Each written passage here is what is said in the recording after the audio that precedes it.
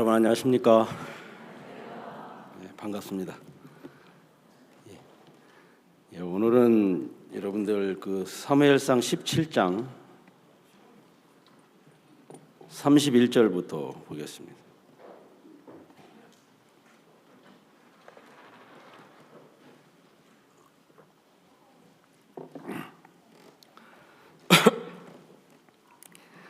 사무엘상 17장 31절. 혹이 다윗의 한 말을 듣고 그것을 사울에게 고하였으므로 사울이 다윗을 부른지라.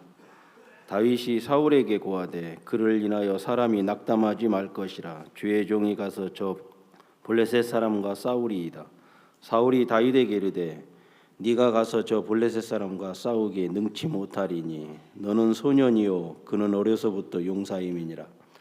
다윗이 사울에게 고하되 주의 종이 아비의 양을 지킬 때에 사자나 곰이 와서 양떼에서 새끼를 움키면 내가 따라가서 그것을 치고 그 입에서 새끼를 건져내었고 그것이 일어나 나를 해하고자 하면 내가 그 수염을 잡고 그것을 쳐 죽였었나이다. 주의 종이 사자와 곰도 쳤은즉 사실은 하나님의 군대를 모욕한 이 할례 없는 블레셋 사람이리이까. 그가 그 짐승의 하나와 같이 되리이다. 또 가로되 여호와께서 나를 사자의 발톱과 곰의 발톱에서 건져내셨은즉 나를 이 블레셋 사람의 손에서도 건져내시리이다. 사울이 다윗에게 이르되 가라, 여호와께서 너와 함께 계시기를 원하노라. 이에 사울이 자기 군복을 다윗에게 입히고 노투구를 그 머리에 세우고 또 그에게 갑옷을 입히매 다윗이 칼을 군복 위에 차고는 익숙치 못함으로 시험적으로 걸어보다가 사울에게 고하되 익숙치 못하니 이것을 입고 가지 못하겠나이다 하고 곧 벗고 손에 막대기를 가지고 시내에서 매끄러운 돌 5을 골라서 자기 목자의 제구 곧 주머니에 넣고 손에 물매를 가지고 블레셋 사람에게로 나아가니라. 블레셋 사람이 점점 행하여 다윗에게로 나아오는데 방패든 자가 앞섰더라. 그 블레셋 사람이 둘러보다가 다윗을 보고 없인 여기니 이는 그가 젊고 붉고 용모가 아름다움이라. 블레셋 사람이 다윗에게 이르되 네가 나를 개로 여기고 막대기를 가지고 내게 나왔느냐 하고 그 신들의 이름으로 다윗을 저주하고 또 이르되 내게로 오라, 내가 네게 네 고기를 공중의 새들과 들짐승들에게 주리라. 다윗이 블레셋 사람에게 이르되 너는 칼과 창과 단창으로 내게 오거니와 나는 만군의 여호와 이름 곧 네가 모욕하는 이스라엘 군대의 하나님의 이름으로 네게 가노라. 오늘 여호와께서 너를 내 손에 붙이시리니 내가 너를 쳐서 네 머리를 베고 블레셋 군대의 시체로 오늘날 공중의 새와 땅의 들짐승에게 주어 온 땅으로 이스라엘 하나님이 계신 줄 알게 하겠고 또 여호와의 구원하심이 칼과 창에 있지 아니함을 이 무리로 알게 하리라. 전쟁은 여호와께 속한 것인즉 그가 너희를 우리 손에 붙이시리라. 여기까지 읽었습니다. 우리가 살다 보면 좋은 일만 찾아오는 게 아니라 좋지 않은 일도 되게 많이 찾아올 때가 있는데 우리가 이제 어려운 일을 이렇게 닥쳤을 때 그 어떤 어려움들을 감당할 수 없어서 우리가 때때로 근심하고 또 염려하고 두려워할 때가 참 많습니다. 그럴 때 우리가 어떻게 그 어려움을 이겨낼 수 있을까? 이제 그 생각을 자주 하고 그럽니다. 저는 몇 년 전에 제 인생 속에서 좀 뜻하지 않은 일을 만난 적이 있습니다. 그게 이제 뭐냐면 제 아내가 이제 직장암 말기인데 수술을 하는 일이 있었습니다. 그것도 갑자기 그 일이 생겼어요. 한 번은 제 아내가 화장실에서 갔다 오더니 저한테 여보, 내가 화장실에서 볼일을 보고 나면 피가 묻어나온다는 거예요. 그래서 내가 아이고, 또 여자가 어떻게 하다가 치질까지 다 걸려가지고 아유, 이제 좀 제가 이제 뭐 싫은 소리인지는 모르겠지만 조금 그렇게 이제 비양을 하고 그랬는데 뭐 그런가 하기도 하고, 그럼 빨리 당신 병원에 가서 치료도 좀 하고 그거 고쳐야지. 그러고 이제 그러다가 이제 바로 그 일이 이제 그런 일이 생기면서 이제 제 아내 이제 해외로 이제 이렇게 이제 자주 나갔어요. 봉사하러 이제 나가고 식당에 뭐 밥도 해주러 다니고, 저도 이제 자주 이제 해외에, 지금은 이제 대부분 다 월드 캠프로 바뀌었지만 전에는 글로벌 캠프라고 해서 매년 그 연초 되면은 그 따뜻한 나라에서 이렇게 이제 글로벌 캠프를 하고, 한국에서도 우리 대학생들이 막 많이 이렇게 참석을 하고 그랬는데, 그래 밥해 주러도 자주 가고 거기 참석을 하면서 같이 이제 은혜를 입고 그랬었는데, 그때 이제 제 아내가 이제 미국을 또 가게 됐어요. 그래서 이제 미국 갔다 와서 또 바로 미국에 한번 가면 보통 2, 3주씩 있다가 오니까, 그럼 오자마자 또 아프리카를 또 가야 된다는 거예요. 그래서 뭐 갔다 와라. 그래서 이제 아프리카를 갔다 왔어요. 한 2주 동안. 그러고 갔다 오자마자 또 서울 대전도 집회가 또 이어졌어요. 그래서 서울 대전도 집회 또 하고, 또 서울 대전도 맡으니까 또 다른 지역에 대전도 집회가 있고, 어찌어찌 하다 보니까 한 7주를 그냥 그대로 이제 넘겼어요.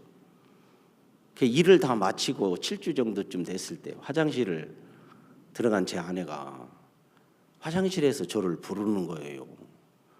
그래서 이제 제가 아이 참 화장실에서 왜 뭘, 나는 화장지가 떨어졌으니까 화장지 갖다 달라고 부르는 줄 알았더니, 그래 이제 자기는 볼일 보고 이제 옷을 다 입고 변기를 보라는 거예요. 그래 쳐다봤어요. 이렇게 쳐다봤는데 변기 안에 피가 막 그냥 빨갛게 그냥 핏물이 그냥 꽉 차 있는 거예요. 이야, 깜짝 놀랐어요. 그래서 야, 당신 왜 이래? 그랬더니 아이고 빨리 병원에 가자 하고서 이제, 그러고 나서 이제 바로 그 다음 주에 이제 병원을 가서 검사를 해봤어요. 그랬더니 의사가 하는 말이 다음 환자를 보고 이야기를 해주겠다고 그러는 거예요. 뭐 좀 기다렸지요. 기다려서 이제 그 병원 원장님 그 방으로 딱 들어갔는데, 옆에다가 소견서를 하나 놓고 내가 지금 소견서를 하나 써줄 테니까 바로 전남대학교 병원으로 가라는 거예요. 그때 제가 이제 벌교에서 사역을 하고 있을 때인데, 그래 이제 소견서를 써주고 대학병원으로 가랄 때는 심각하니까 이제 그런 건데, 그래 의사 선생님 뭔데 그러십니까? 그랬더니 그 차대에다가 뭐라 직장 악성 종양이라고 쓰는 거라. 그래 내가 그거 악성 종양이라는 건 암이라는 거잖아요. 그래 내가 웃었어요. 이거 뭐 또 잘못된 거구나. 이거 잘못됐겠지. 잘못된 거야. 하고 이제 그냥 대수롭지 않게 생각을 하고 그랬더니, 그래서 내가 의사 선생님 뭐 이거 뭐 악성 종양이라는 건 뭐 암이라는 얘기인데, 직장 암이라는 얘기인데 몇 기나 됐습니까? 물었어요. 그랬더니 기수 묻지 마세요. 갈 때까지 다 갔으니까. 그 말 그렇게 이야기를 해요. 그래서 내가 갈 때까지 다 갔다는 말은 이제 말기잖아요. 그래 이제 아무 말도 안 하고 나와서 이제 그 소견서를 써준 걸 가지고 나와가지고 서울에다가 이제 전화를 했죠. 그랬더니 이제 서울에 이제 우리 박옥수 목사님 사모님이 한테 전화를 했어요. 그랬더니 사모님이 어디서 검사했냐? 그래서 광주에서 했습니다. 했더니 왜 그거 광주에서 당장 서울로 올라오라고. 그래가지고 이제 차를 끌고 이제 광주 송정 비행장에다 차를 파킹 시켜놓고 비행기를 타고 김포공항에 내려서 이제 딱 택시를 타고 이제 아산병원으로 갔어요. 아산병원에 가서 이제 검사를 이제 바로 가자마자 이미 벌써 접수 다 해놨더라고요. 그래서 이제 그때부터 이제 응급실로 들어가서 이제 일사천리로 이제 일이 쫙 진행이 되는데, 저는 태어나서 내 아내가 연속극이나 드라마에서나 사람들이 암이 걸려갖고 남편들이 막 아내 때문에 힘들어하고 어려워하는 줄 알았더니 나한테도 그런 일이 닥치더라고요. 사실 정말 그럴 거라고는 꿈에도 생각 안 하고 늘 건강하게 잘 돌아다니니까 키는 작고 다리는 오다리라서 참 걷는 것은 좀 볼품이 없지만 어쨌든 그래도 이제 건강하게 잘 돌아다니니까 나는 좋았어요. 근데 갑자기 그 암이 이제 딱 발견이 되니까 야, 이게 나한테도 이런 일이 닥치는구나. 그래, 다른 사람들 가정이나 다른 사람들 집에만 이런 일이 생기는 줄 알았더니 내 집에도 이런 일이 생길 거라고는 저는 정말 생각도 안 했어요. 그런데 이제 그 일이 생겼어요. 그래서 이제 결국은 이제 수술을 하기 전에 항암 치료도 하고 방사선 치료를 해서 이제 수술 날짜가 거의 다가왔는데 하루는 교수가 불러서 저한테 그러냐, 소식 못 들었냐고. 그래서 담당 교수님이 계셨어요. 아산병원에 이제 그 식장암에 대해서 전문의 유창식 박사님이라고 계신데 그분이 누구냐면은 지금은 이제 주님 품에 가셨습니다만은 옛날에 원자력병원에 있는 박종호 과장님 그 형제님 서울대학교 동기라 하더라고요. 소개를 시켜줘서 갔거든요. 어떻게 보면 하나님이 참 은혜를 많이 입혀 주셨는데 그 교수님이 소식을 못 들었냐고 그래서 못 들었다 그랬더니 이 검사를 다 마치고 났는데 방사선 치료까지 다 끝내고 났는데 검사를 해보니까 암세포가 하나도 없다는 거예요. 깨끗하다는 거예요. 그래서 제가 옆에 있는데 그래갖고 이제 물었어요. 그럼 수술 안 해도 되겠네 했더니 아이고 그래도 수술을 하는 게 좋다고 하면서 이제 수술을 해야 된다고 잘라내는 게 제일 좋다고 그래서 이제 뭐 그렇게 하자 그러고 있는데 저희 아내가 암에 걸렸을 때 우리 박욱성 목사님이 병원에 한번 오셨어요. 저는 모든 관심 초점이 거기에 맞춰져 있었어요. 목사님이 오셔서 첫 마디가 무슨 이야기를 하실까? 첫 마디. 첫 번째 그 입에서 나오는 그 말씀이 저는 하나님의 음성으로 이제 받으려고 목사님이 첫 마디가 뭐냐 그랬더니 딱 병 문 열고 들어오시더니 제 아내 이름이 박씨예요. 박예순인데 박자매 암 아무것도 아니야. 박자매 안 죽어 그러는 거라. 첫 마디가. 그러면 죽겠어요? 안 죽겠어요? 안 죽습니다. 야, 진짜 아무것도 아니야. 박자매 안 죽어. 여러분 뭐 그냥 보통 우리가 하는 말이지만은 그걸 하나님의 음성으로 듣고 마음에 그 음성을 믿음으로 하나님의 음성으로 듣고 믿음을 갖기가 쉽지 않는데 저는 그게 이제 마음에 딱 꽂혔어요. 콘크리트 벽에 콘크리트 박아 놓으면은 잘 안 빠지듯이 딱 꽂혔어요. 그때부터 진짜 제 안에 안 죽겠구나. 그러면서 이제 제가 이제 태어나서 이틀을 잠 한숨 안 자고 꼬박 세워본 건 처음이에요. 저는 졸리면 아무 짓이나 처박혀서 자야지 직성이 풀리는 사람인데, 야, 참 기도를 하는데 첫날 밤 두 번째 날 새벽에 기도를 하는데 하나님이 제게 말씀을 하나 이렇게 떠오르게 해주더라고요. 다른 게 아니라 요한복음 11장 40절인가 잘 모르겠어요. 절수를 죄송합니다. 물론 너희가 내 말을 믿으면 하나님의 영광을 보리라 하지 아니하였느냐. 많이 들어본 이야기죠. 자, 이 말씀은 2000 몇 년도인지는 정확히 기억이 안 나는데 신년사 말씀에 목사님이 하신 말씀이었어요. 너희가 내 말을 믿으면 뭐를 본다? 하나님의 영광을 보리라 하지 아니하였느냐.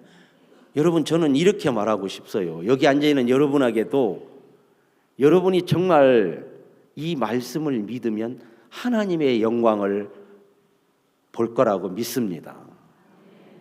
우리가 참 이 믿음을 갖는 게 쉬운데 왜 어렵냐? 참 진짜 쉬운데 어려워요. 왜? 그 말씀에다가 생각을 늘 우리 생각을 섞어버려 놓으니까 섞이니까 믿음이 안 되더라고요. 그래 이제 아침에 일어나서 뭐 일어날 것도 없어요. 항상 눈 뜨고 있었으니까 졸리기는 했어도. 그래가지고 이제 제 아내를 찾아갔어요. 그랬더니 제 아내도 벌써 일어나서 다 주섬주섬 챙기고 다 이제 준비를 다 했더라고. 여보, 내가 기도를 하면서 하나님이 이 말씀을 주셨다. 당신 마음은 어떠냐? 그랬더니 자기도 하나님이 말씀을 주셨다는 거예요. 그래서 어떻게 그 말씀을 받았느냐고 그랬더니 그 이제 사모님들 어디 뭐 가서 이제 기도회를 갔을 때 그 큰 사모님이 해주신 말씀인데 그 말씀이 자기 마음에 딱 왔다는 거지요. 제가 이제 그 말씀을 한번 찾아서 이제 읽어 드리겠습니다만 이사야 40장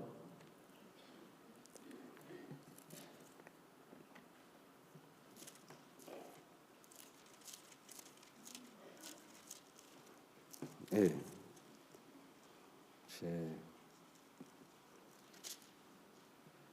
죄송합니다. 이사야 41장 10절입니다. 10절. 두려워 말라, 내가 너와 함께 함이니라. 놀라지 말라, 나는 내 하나님이 됨이라. 내가 너를 굳세게 하리라. 참으로 너를 도와주리라. 참으로 나의 의로운 오른손으로 너를 붙들리라. 이 말씀을 저한테 이야기를 해주더라고요. 그때 당시 제 둘째 딸, 우간다의 이제 둘째 딸 김영진 선교사가 제 둘째 사이인데 그 아들을 우리 집에 이제 제가 데리고 있을 때였어요. 근데 이제 제 아내가 이제 병원에 입원하는 바람에 갑자기 그렇게 이제 입원을 하는 바람에 집에 이제 그 손자 그 짐을 막 이제 막 어지러 놓고 막 그러고 이제 그럴 때인데 제 아내가 한 번은 그러더라고요. 내가 이럴 줄 알았으면 그 큰 손자 이제 그 손자가 한성이 오시래도 잘 정리해주고 올 걸 그러는데 갑자기 눈물이 확 쏟아지는 거라. 꼭 죽을 것 같은 소리를 하는 거예요. 사람이 진짜 자기가 병들어서 이제 직장 말기라고 하니까 막 그렇게 이제 막 응? 그래 나도 괜히 그 소리 들으니까 마음에서 막 울컥하더라고요. 그랬었는데 그날 두 번째 날 새벽에 아침 새벽에 이제 이 말씀을 제 아내는 이야기하고 나도 요한복음 11장에는 그 말씀을 너희가 내 말을 믿으면 하나님의 영광을 보리라 하지 아니하였느냐. 이제 그 말씀을 가지고 이야기를 하는데 제 아내도 이 말씀을 여보 우리 이제 그러면 울지 말자. 하나님이 울게 하기 전까지는 이제 울지 말자 하고서는 이제 그날 그 시간부로 이제 우리 마음의 울음이 끝이 났어요. 참 사람이 어떤 어려움이 이렇게 닥치다 보면 극한 상황 앞에서는 정말 하나님 외에는 다른 어떤 것을 믿을 만한 게 없더라고요. 저는 그 일을 닥치면서 하나님이 내게 가르쳐 주신 게 하나 뭐냐면 내가 목사지만 참 믿음 없이 그동안 살아왔구나. 내가 믿음 없이 살아왔다는 걸 하나님이 드러내 주시더라고요. 왜 내가 믿음이 없이 살아왔다는 걸 여러분한테 말할 수 있느냐면 솔직히 저는 제 마음에 제 아내가 그런 병에 걸려서 이제 저도 첫 번째 제 아내가 직장암 말기라고 의사가 하는 그 말을 하는 그 순간 제 첫 번째 속에서 올라오는 하나님 살려주십시오. 하나님 살려주십시오. 그랬어요. 그게 내 속에서 처음 올라온 소리였어요. 물론 살리고 죽이는 건 하나님에게 달려 있지만은 제 마음에도 하나님 살려주십시오. 그랬어요. 그리고 이제 하나님이 참 제게 그 두 번째 날 그 기도를 하는데 왠지 모르게 내 마음에 불안하고 초조하고 답답하고 내 마음을 내가 봐도 솔직히 불안하고 초조하고 답답하고 뭔가 두려움이 막 참 마음에서 이렇게 혹시 또 이 제 안에 잘못되는 거 아닌가 막 이런 어떤 쓸데없는 생각인지는 모르겠지만 그런 마음이 들어지는데 뭐 그걸 어떻게 뭐 내가 뭐 갖고 싶어서 일부러 뭐 가지려고 하는 게 아니라 내가 내 마음을 봐도 불안하고 초조하고 답답한 걸 보면 정말 내가 믿음이 없이 살아온 사람이고 말로만 목사라고 하지만 진짜 내가 믿음 없이 산 사람이구나. 그걸 하나님이 적나라하게 내 마음을 드러내 주시는 거예요. 그래서 그날 내가 그랬어요. 하나님, 나 지금까지 믿음 없이 하나님 믿는다고 했지만 솔직히 믿음 없이 산 거 맞습니다. 내가 믿음이 없는 것이 발견되는 순간 마음이 옮겨지는데 지금부터 나는 하나님만 이제 믿겠습니다. 어떤 것도 지금까지 내가 하나님 믿지 못하고 불안하고 초조하고 답답한 내 마음을 보면 정말 하나님 내가 믿지 않는 거 맞습니다. 근데 지금부터 내가 하나님만 이제 바라보고 하나님만 믿겠습니다. 그랬거든요. 그 이후 지금까지 하나님이 제 마음을 이렇게 이끌어와 주셨는데 그러면서 이제 수술도 마치고 또 이제 이제 일주일에 한 번씩 가다가 또 한 달에 한 번씩 가다가 이제 그런 일이 이제 진료 시간이 이렇게 바뀌더라고요. 근데 한 번은 제 아내하고 이제 한 달에 한 번씩 이렇게 진료를 받으러 이제 다닐 때였어요. 그래서 이제 아산병원에서 이제 아침 새벽 4시에서부터 검사가 들어가요.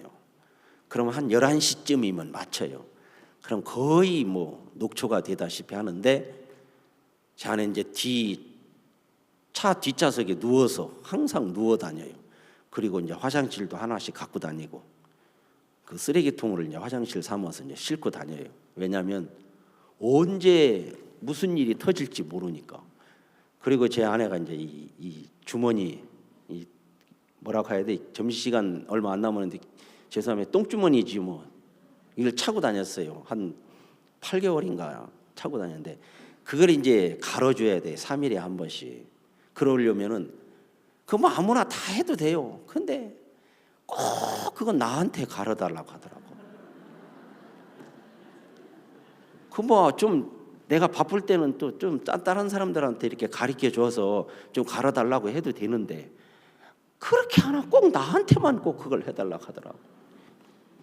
근데 사실 그거요. 이렇게 이제 띄고 깨끗이 닦고 본드칠해서 딱 붙여갖고 이렇게 처음에 이제 그거 띌 때 뚜껑을 열어야 되거든. 그러면 냄새가 썩 좋은 건 아니에요. 인상이 딱 찌그러져요. 이제 그래도 이제 해줘야 되니까. 그래갖고 이제 그걸 한 6개월 이상을 했어요. 이제 하고 이제 나 지금 그걸 완전히 제거하고 복원 수술을 해서 이제 지금은 이제 항문으로 이제 이렇게 이제 볼일을 볼 수 있게 이제 만들어졌는데 사실 그 한 달에 한 번씩 이제 이렇게 진료 받으러 갈 때 한 달이 왜 이렇게 빨리 오는지 그래가지고 이제 한 번은 이제 병원에서 치료를 하고 기흥 휴게소에 도착쯤 오면은 경부고속도로에 보면 기흥 휴게소라고 있어요. 거기서 이제 꼭 점심을 먹어요. 점심 먹고 딱 이제 출발을 하면 사람이 밥을 먹고 나면 식곤증이 있어서 내가 엄청 졸려요. 운전하는데 막 거의 막 졸다시피 막 그렇게 진짜 암 걸려서 죽이는 게 아니라 교통사고 나서 죽이게 생겼더라고. 그러니까 그 참 그래도 또 뒤에서 또 뒤질라면 너나 뒤져라. 왜 나까지 죽이려고 그러냐. 이 소리는 안 하려고 했는데 그냥 그래가지고 이제 도저히 졸려서 못 가게 했길래 저 여산 휴게소 전라도 호남선에 보면 여산 휴게소가 있어. 아시죠? 그쪽 밑에 지역 사시는 분은 아실 거예요. 여보 내가 도저히 졸려서 못 가겠다. 나 여기서 좀 쉬었다 가자 그랬더니 그렇게 하락하더라고요.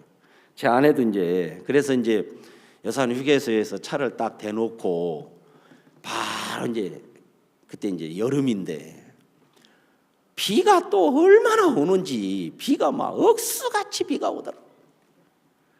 그래 이제 차를 세워놓고 이제 시동을 딱 끄고 차 시트를 약간 뒤로 제끼고 눕자마자 코를 드릉드릉 코를 굴면서 이제 잤어요. 근데 얼마나 잤는지도 모르는 거예요. 근데 제 아내가 뒤에서 아휴 그래도 남편이 나 때문에 고생하는데 커피라도 한 잔 사다 줘야 되겠다 하면서 이제 그 비가 오는데 문을 열고 나갔어요. 문을 닫고 살짝 열고 살짝 닫고 나갔어요.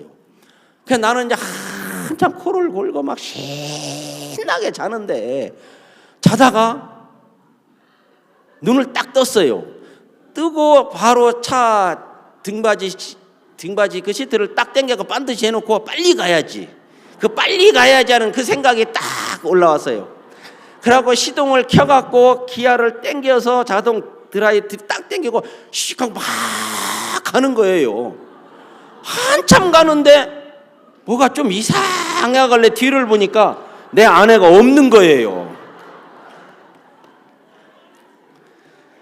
그래갖고 깜빡이를 넣고 차를 받쳐놓고 이제 전화를 했어요. 여보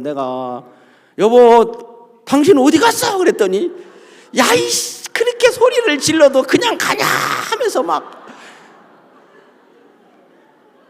그래 내가 깜빡 잊고 내가 그냥 그래갖고 벌써 그 휴게소에서 한 1km 이상 달렸어요. 거기 기다려 내가 다시 가서 글로 갈게 그랬더니 거기서 기다려 내가 어떻게 갈게 그러더라고요. 그래갖고 이제 막 그래가지고 기다리고 있는데 밖에 비가 막 얼마나 오는지. 그래 또 비가 막 오니까 혹시 또 그냥 지나가면 어떡할까 해서 나도 또 그 청성맞게 또 비 맞고서 나 여기 있으니까 그냥 지나가지 말고 여기 그냥 차 안에 있어도 되는데 지금 생각하니까 차 안에 있어도 될 건데 그때는 미안한 마음도 있고 그 비 맞아가면 나도 밖에서 청성맞게 서 있었다니까요. 근데 이제 우리나라 휴게소는 휴게소마다 반드시 뭐가 있냐면 주유소가 있습니다. 근데 제 아내가 이제 커피를 사갖고 막 나오는데 차가 막 움직이더래. 그래갖고 막 소리를 지르고 손짓을 하면서 막 소리를 악을 쓰고 소리를 지르는데도 그냥 가버리더라는 거지. 그 짧은 시간이지만은 제 아내가 무슨 생각을 했을까? 저 남편이 이제 내가 암 걸려서 이제 죽게 생겼으니까 이제 휴게소에서 나를 버리고 가는구나. 나 혼자 생각을 막 상상을 막 해보는 거예요. 그럴 만도 하지 진짜. 내가 이제 그래갖고 그런데 막 기다리는데도 막 그런데 한 5분 10분쯤 가까이 됐을라나. 나도 이제 비 맞아갖고 근데 제 아내도 이제 그 비를 맞고 이제 휴게소에서 머리 막 비 맞아갖고 머리는 딱 달라붙었지 막 완전 생쥐처럼 생겨갖고 뭔 커피는 한 잔 들고 그 기름 늘어오는 아저씨 저 좀 태워주세요. 우리 남편이 나 여기 떼어놓고 저기 가서. 그러면 그 기사들이 뭐라고 해서 어떤 미친놈이 마누라를 갖다가 그래 휴게소에다가 버리고 얼마나 미우면 버리고 갔을까. 나도 생각을 하면은 진짜 우스운 일인 거라. 그래 내가 가만히 기다리고 있는데 차가 기름 늘어 들어서 태워달라고 하니까 그냥 막 가더래요. 쳐다보고 그냥 가고 또 쳐다보고 그냥 가고. 근데 어떤 차 한 대가 기름을 들었는데 할아버지가 운전하면서 들어오더래요. 쳐다보더니 타락하더래. 그래서 이제 탔대요. 타고 그냥 막 나는 기다리고 있는데 쳐다보니까 깜빡이를 넣고 차 한 대가 쫙 가차선으로 해서 이제 내 뒤에다 받치더라고. 그래서 내가 미안하기도 하고 그래서 얼른 또 가서 이제 문 열어주려고 막 뛰어가는데 제 아내가 먼저 문을 쓱 열고 쓱 나오는데 커피를 들고 쓱 나오는데 내가 막 뛰어가다가 그러니까 제 아내가 이제 이 커피를 나한테 이제 먹으라고 이렇게 손을 이렇게 이제 주려고 이렇게 손을 내미는데 나는 그 뜨거운 커피를 내 얼굴에다 확 들어붓는 줄 알고 막 가다가 딱 서서 멈췄어. 생각을 해봐요. 그 뜨거운 커피 얼굴에다 부으면 어떻게 되겠어요? 사람이 열받으면은 뭐 그거보다 더한 짓도 할 건데. 내가 왜 이 이야기를 하느냐면 나도 내가 진짜 이런 일을 저지를 거라고는 생각도 안 했습니다. 내가 솔직히 내 아내를 미워서 막 휴게소에다가 뭐 버리고 몰라요. 진짜 쏙 본심은 그건지 모르지만은 그렇지는 않은 것 같아요. 오늘 설교를 하는 거 제 아내가 또 저 밑에서 지금 보고 있는가는 몰라도 그래가지고 나도 진짜 내가 그런 일을 저지를 거라고 생각도 안 했는데 무엇이 나를 그렇게 만들었느냐. 눈을 뜨자마자 뭘 믿었어요? 빨리 가야지 하는 그 생각을 믿은 거예요. 빨리 가야지. 그 빨리 가지 않은 그 생각을 내가 믿은 것이 제 아내를 버리게 만드는 일을 하더라고요. 병들어서 버리게 한 것도 아니고 암에 걸려서 죽을 거니까 버리려고 한 것도 아니고 그 생각 하나가, 그리고 문을 열고 나오면서 야 먹어! 이제 물론 뭐 우리나라 말로는 처먹어! 하고 주는 건지는 모르겠지만 손을 뜩 내미는데 나는 그 뜨거운 커피를 내 얼굴에 붓는 줄 알았어요. 그래갖고 멈춰섰거든요. 그냥 섰어요. 여러분 그 짧은 순간에도 뭐를 믿어요? 자기 생각을 믿는 거예요. 그래서 저는 사람은 눈만 뜨면 내 생각 믿는구나. 눈만 뜨면 내 생각 믿고 사는구나. 저는 그걸 이제 알게 된 거예요. 여러분, 우리가 생각을 하고 살다가 생각을 안 하면 생각을 버린 줄 아는데 아닙니다. 생각을 안 할 뿐이지. 생각이 안 날 뿐이지. 성경에서 내 생각과 너의 생각은 다르다고 했는데 결국 지금은 제 아내가 참 완전히 지금 암이 다 깨끗하게 나서서 지금 건강하게 지금 살고 있는데, 여러분 저는 제가 교회 안에 이렇게 있으면서 우리 교회에서 설교도 하고 말씀도 전하고 뭐 이렇게 합니다마는 내가 나를 잘 모르겠더라고요, 저는. 근데 옆에서 누가 이야기를 해주거나 또 교제를 하다 보면 내가 내 속이 어떤지를 그때서 이제 알 수 있는 거예요. 한 번은 제가 박옥수 목사님하고 이제 이야기를 하다가, 목사님, 나는 내 생각 아무리 버리려고 해도 안 버려집니다.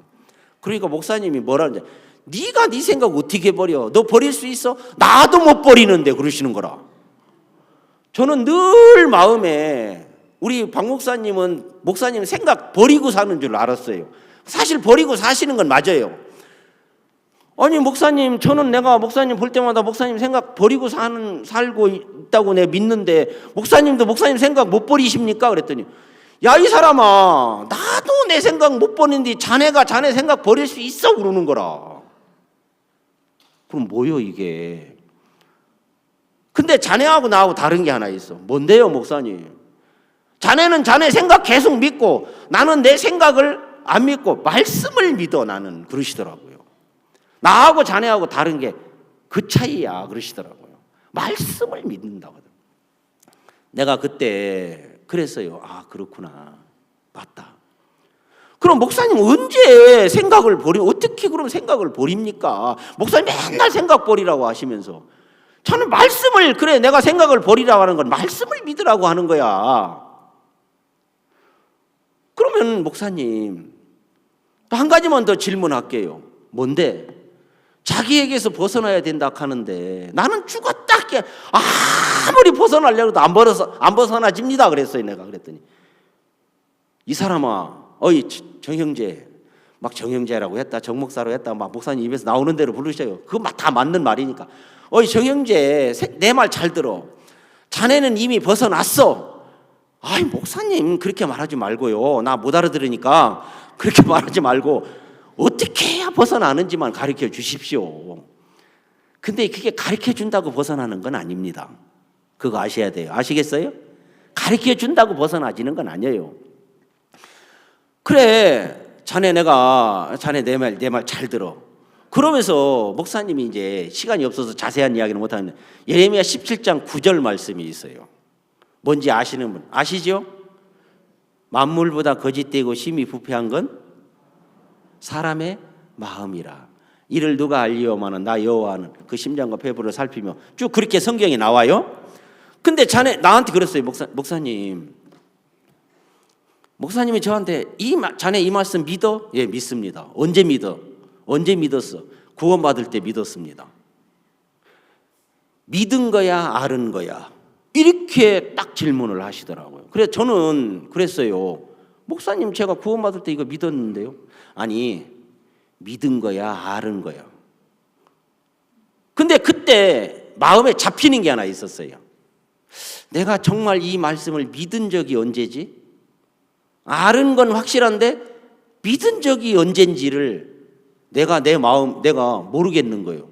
목사님 제가 이걸 솔직히 표현해서 아는 건지 믿은 건지를 정확하게 답변을 못 하겠습니다. 그랬더니 내가 볼 때는 아는 거지 믿은 건 아닌 것 같습니다. 그랬더니 그래.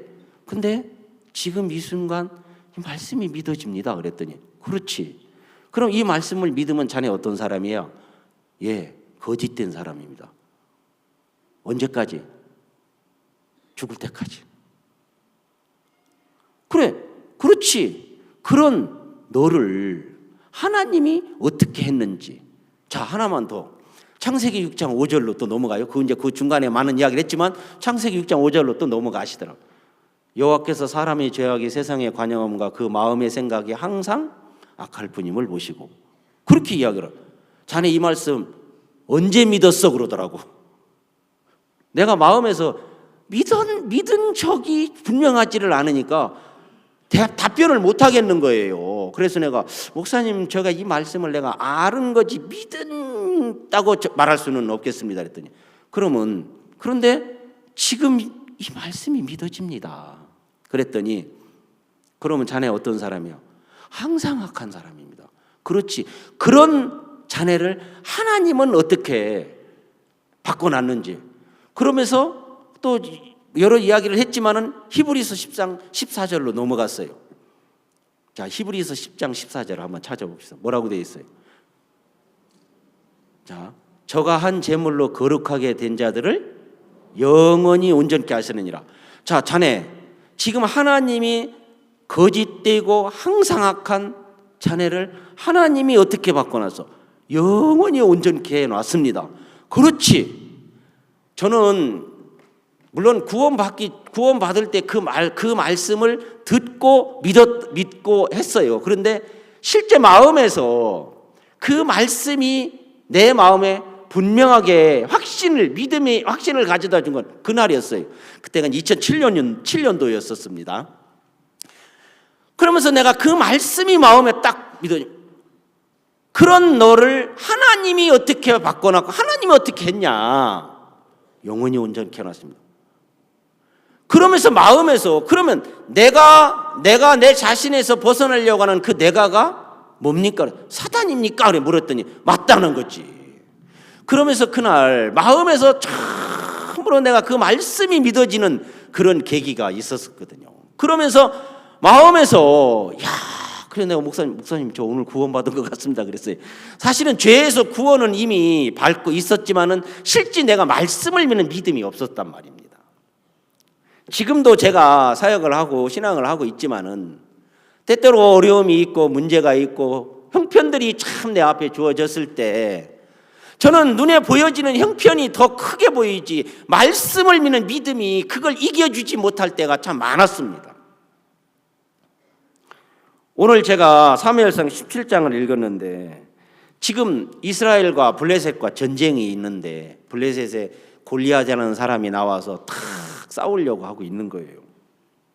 내가 이 말씀을 한번 읽다가 여러분한테 뭐 특별히 깨달은 걸 이야기하려고 읽은 건 아닙니다.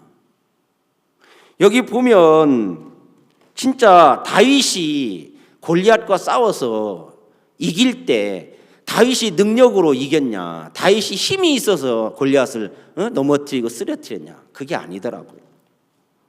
근데 그때 이스라엘에는 수없이 많은 힘있고 용맹 있는 사람들이 참 많이 있었다는 것이죠. 그런데 그 힘있고 용맹 있는 사람, 사울 왕이 힘있고 용맹 있는 자들이 있으면 다 끌어모았어요. 왜? 전쟁할 때 써먹고 전쟁할 때 쓰려고. 그러니까 형편 갖고 전쟁을 해서 이기려고 했지. 진짜 사울이 누구보다도 이스라엘 왕으로서 하나님을 믿고 하나님을 의지하고 하나님의 믿는 믿음을 가지고 전쟁을 하는 게 아니라 이 사울은 전쟁을 할 때 주어진 형편을 가지고 전쟁과 싸워서 이기려고 했었지. 진짜 하나님을 믿는 믿음을 가지고 전쟁을 해서 하나님이 승리케 하는 것을 경험하지 못했다는 거지요. 한 번은 제가 직접 아마 지금 이 소양에도 와 계십니다만 허인수 목사님이 직접 들은 이야기입니다. 그 목사님도 암이 몇 가지가 있어요. 암이 몇 가지예요. 백혈병도 믿음으로 나섰지. 진짜. 근데 한 번은 병원에 갔더니 검사를 해보니까 암 세포가 그대로 있었다는 거지. 3년이 됐는데 그대로 있다는 거지. 그래서 박 목사님한테 가서 이야기를 했대요. 그랬더니 목사님이 그 이야기를 했더니, 야, 이 사람아, 허 목사, 그거 3년 동안 그 세포가 크지도 않고 자라지도 않고 번식하지도 않고 그러면 그거 죽은 거지. 그게 왜 산 거야? 죽은 거지. 그랬다는 거지. 제가 직접 그 본 목사님한테 직접 들은 이야기인데 3년 동안 번식하지도 않고 자라지도 않고 크지도 않았으면 그거 죽은 거지. 그게 산 거야. 그랬다는 거예요. 제가 그 말 들으면서 그래, 내 아내도 3년만 뭐 번식하지 않고 자라지도 않고 크지도 않고 그걸 뭐라고 그래요? 전이가 안 되면 그러면 그건 죽은 거구나. 저도 이야기를 들으면서 그 말씀을 들으면서 내 마음에도 믿음이 만들어지더라니까요. 아, 그러면 3년만 되면 내 아내도 3년만 되면 깨끗하고. 근데 지금 3년 됐거든요. 얼마 전에 정기검진을 했는데 병원에서 깨끗하다는 거지. 제 아내가 살아있어서 참 좋은 것도 좋은 거지만 하나님이 일하신 거에 대해서 저는 진짜 감사하고 하나님께 그 영광을 돌리고 싶거든요. 저는 솔직히 믿음 없습니다. 이렇게 믿음이 없다는 말을 하는 것은 그래서 나는 하나님을 의지하고 하나님을 바라보는, 내가 믿음이 없으니까 내가 하나님을 의지하고 하나님을 바라보는 거거든요. 다윗은 골리앗과 싸우러 나갈 때, 전쟁하러 싸우러 나갈 때 그 다윗이 하는 이야기를 들어보면 성경에 보면은 여기 성경을 한번 보겠습니다. 34절, 사무엘상 17장 34절. 다윗이 사울에게 고하되 주의 종이 아비의 양을 지킬 때에 사자나 곰이 와서 양떼에서 새끼를 움키면 내가 따라가서 그것을 치고 그 입에서 새끼를 건져내었고 그것이 일어나 나를 해하고자 하면 내가 그 수염을 잡아 그것을 쳐 죽였나이다. 주의 종이 사자와 곰도 쳤은즉 사실은 하나님의 군대를 모욕한 이 할례 없는 블레셋 사람이리이까 그가 그 짐승의 하나와 같이 되리이다 하고 34절부터 36절 사이에 다윗이 하는 이야기를 들어보면 다윗의 마음에 곰과 사자에게서 자기를 지켜주고 자기를 이끌어주신 하나님을 믿는 믿음이 있는 거예요. 저는 제가 이제 이 말씀을 읽으면서 또 저희들 교회에서도 제가 이제 말씀을 전했습니다마는 진짜 이 다윗을 통해서 일하신 하나님을 이야기하고 싶어요. 여러분하고. 그래, 하나님이 이 시대에 왜 우리를 구원해갖고 이 시대에 이렇게 우리를 살게 하셨을까? 사울은 전쟁하러 나갈 때 형편 갖고 싸워서 이기려고 했지만 다윗은 형편 갖고 싸워서 이기려고 하는 게 아니라 형편을 무시하고 하나님을 의지하고 하나님을 믿음으로 나가서 싸우는 그 싸움을 하는데 그 뒤에 성경에 보면은 하나님 이 앞에도 보면은 다윗이 전쟁하러 나갈 때마다 여호와께서 다윗이 어디를 가든지 여호와께서 이기게 하신지라. 여러분, 다윗이 힘 있고 용맹이 있고 그래서 어디를 가든지 싸워서 이긴 게 아니라 여호와께서 이기게 하신지라 그러더라고요. 여러분, 저는 제가 여러분하고 이제 오늘 이 이야기를 하고 있습니다만은 저는 제 아내가 암에 걸려서 수술을 하고 뭐 이런 거 할 때 정말 처음에 속에서 올라오는 소리가 하나님 살려주십시오 그랬어요. 그렇게 말은 했지만 내가 하나님을 믿는 믿음으로 하나님 살려주십시오 했으면 하나님이 진짜 얼마나 그 소리를 듣고 싶었고 얼마나 그 소리를 듣고 하나님이 기뻐하셨을까. 근데 그 말 할 때는 사실 저 믿음 없었거든요. 믿음이 없었어요. 왜? 내 마음을 내가 보니까 여러분도 어떤 형편 앞에 어떤 일을 부딪히고 만났을 때 여러분 마음에 근심이 되고 불안하고 초조하고 답답할 때가 있을 겁니다. 과연 하나님이 이 일을 어떻게 해결해 주실까? 해결해 주시겠지? 해결해 주실지도 몰라. 안 해주면 어떡하지? 그 건방진 또 그 생각이 또 따라와요. 항상. 근데 안 해주면 어떡하지? 안 들어주면 어떡하지? 여러분한테 한번 물어보고 싶습니다. 여러분 예수님의 이름으로 기도드렸습니다 하고 기도해요 안 해요? 하지요? 그러면 내가 무슨 기도를 했던 어떤 사건이나 병이나 문제나 놓고 하나님 앞에 기도했을 때 하나님이 내 기도 들었다는 확증과 확신을 어디서 얻을 수 있어요? 자, 내가 기도했어요. 그러면 내가 기도한 이 기도를 하나님이 분명히 들으셨다는 확신을 어디서 가질 수 있어요? 물어보면 대부분 내 마음에서 갖는데요. 맞아요. 그 말 틀린 건 아니에요. 근데 저도 그랬어요. 내가 기도해놓고 내 기도를 하나님이 들으셨을 건데 확실히 내 기도를 하나님이 들으셨다는 확신 어디서 그걸 확신을 얻을 수 있고 어디서 확정할 수 있느냐는 거죠. 목사님의 이름으로 기도드렸으면 안 할 거니까 다 예수님의 이름으로 기도드렸습니다. 그렇게 기도를 분명히 여러분은 하실 겁니다. 이 시간도 여러분이 기도하고 있을 거고 기도한 것도 있을 겁니다. 앞으로 기도할 것도 있을 거고. 그러면 그걸 어떻게 내가 마음에서 하나님이 내 기도 들었다는 확신과 확증을 가질 수 있느냐는 거지. 저도 기도해놓고 솔직히 저도 기도해놓고 그럴 때가 한두 번이 아니었었습니다. 그런데 근데 성경에 마가복음 24장인가 11장 24절인가 어디에 보면 그런 말씀이지. 너희가 무엇이든지 기도하고 구한 것은 받은 줄로 믿으라고 성경은 나와 있지요. 그러면 그 말씀대로라면 여러분이 기도한 거 하나님이 듣고 응답해 준다는 이야기인데, 근데 우리는 늘 기도를 하고 기도 속에 살고 있지만은 실제 기도해놓고도 불안할 때가 있어요, 없어요? 기도해놓고 근심할 때가 있지요. 기도해놓고 답답할 때가 있고, 기도해놓고 또 염려할 때가 있고, 기도해놓고도 내 마음이 불안할 때가 한두 번이 아닌 거예요. 저희들이 지금 예배당 공사를 하고 있습니다. 거의 뭐 벽돌 쌓고 외벽 쌓고 이제 매지 넣고 내부 실내 지금 시작하고 있는데 소장님도 없어요. 소장님 태국 가 계세요. 태국.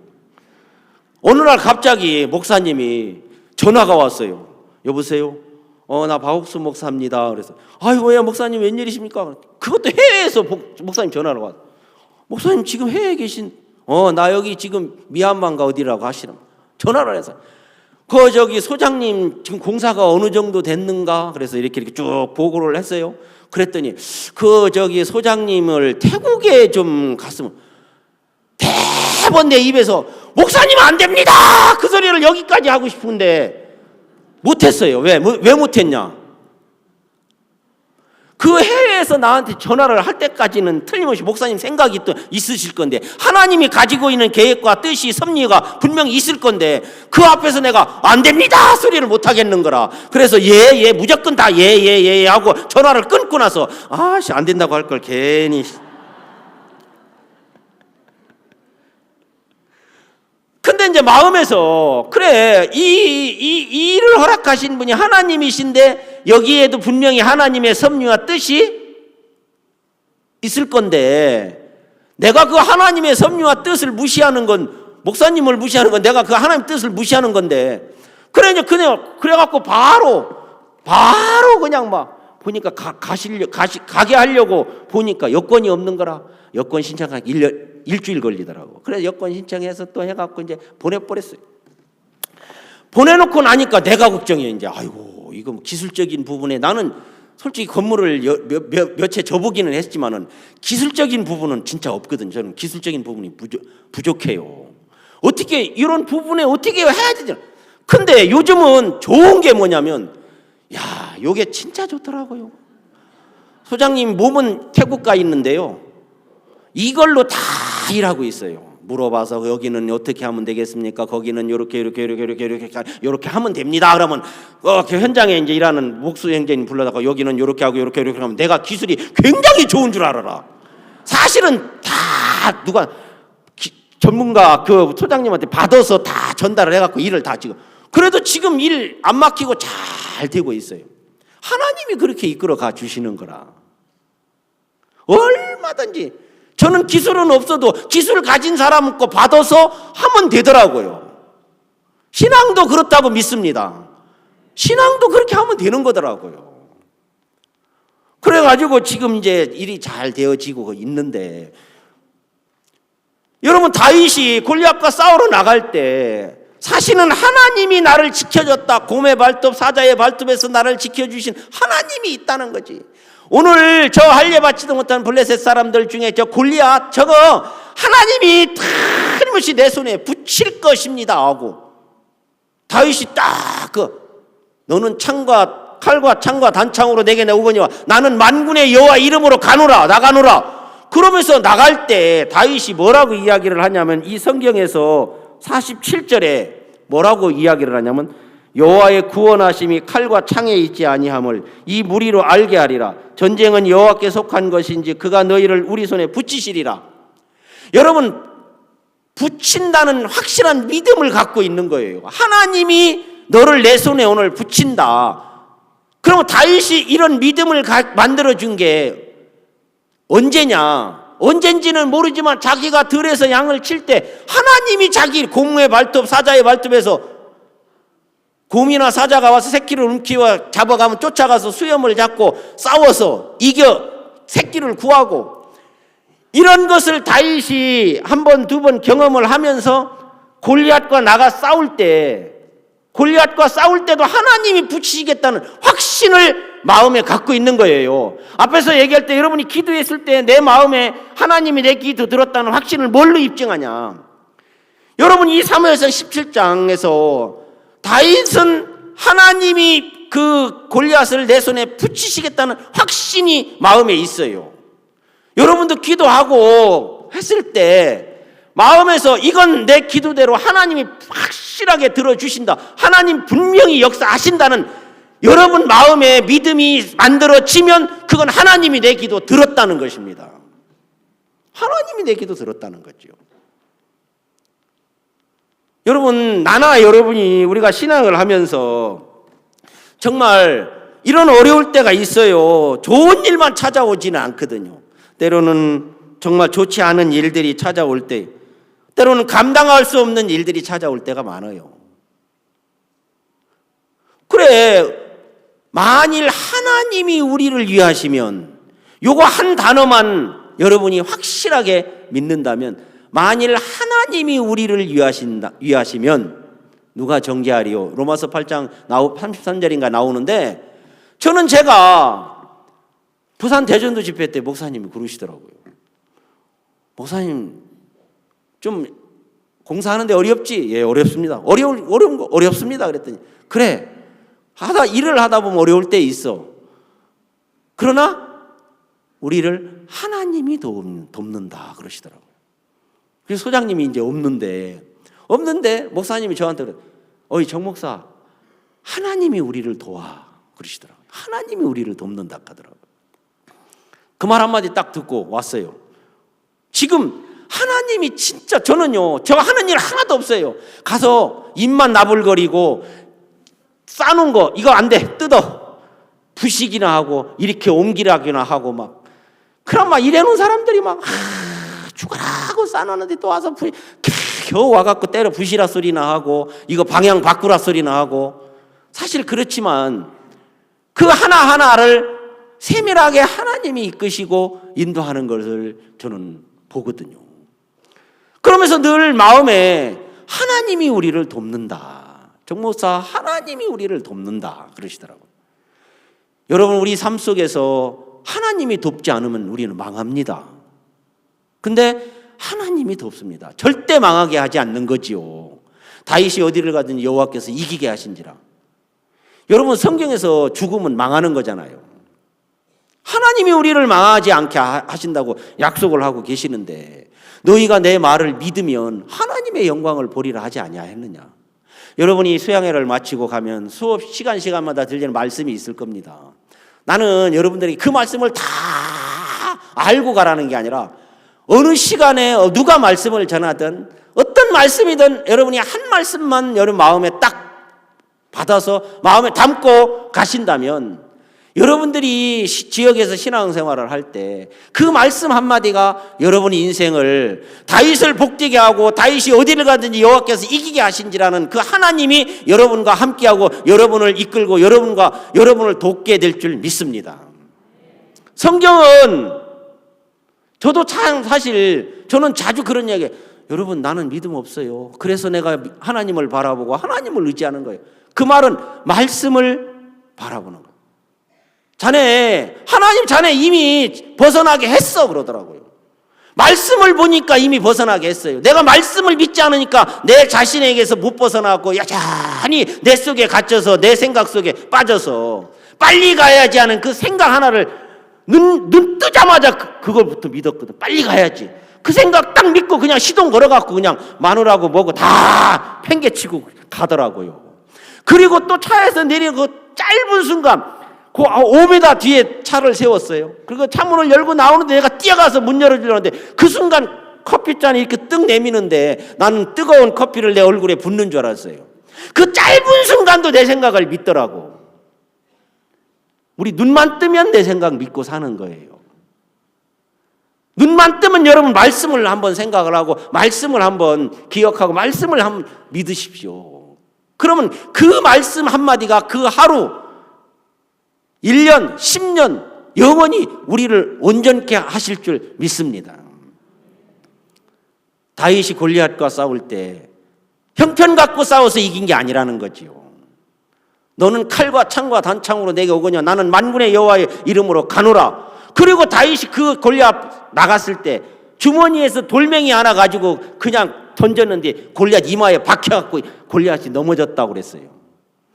그게 그 돌이 얼마나 총알처럼 센지는 모르지만 어떻게 그 돌멩이 하나 조그만한 돌멩이 하나가 골리앗과 우리 앞에는 큰 골리앗도 있고 작은 골리앗도 있지요. 그게 이제 형편인데 그때마다 하나님이 다윗을 돕고 하나님이 다윗과 함께하는 그 하나님께서 다윗이 골리앗을 넘어뜨릴 수 있었던 것처럼 그러면서 전쟁이 이기고 지는 것은 사람에게 달려 있지 않고 정말 여호와께 달려 있다는 다윗의 그 마음에 하나님을 믿음을 가지고 나갔을 때 정말 다윗이 골리앗을 넘어뜨릴 수 있고 거기 가서 승리할 수 있었던 것처럼 나는 여기 있는 여러분 모두가 정말 하나님 앞에 믿음을 가지고 말씀을 진짜 한 말씀이라도 여러분 이 수양의 기간 동안 한 말씀이라도 믿고 가신다면 그 한 말씀이 1년을 또 아니면 영원히 여러분 평생 여러분의 삶을 바꿔주시고 또 일하고 역사하실 줄 믿습니다. 이게 신앙이라고 저는 이야기하고 싶습니다. 하나님이 우리를 돕는다고 했습니다. 그 하나님을 믿는 믿음 가운데 사시게 되기를 바랍니다. 감사합니다. 기도하겠습니다.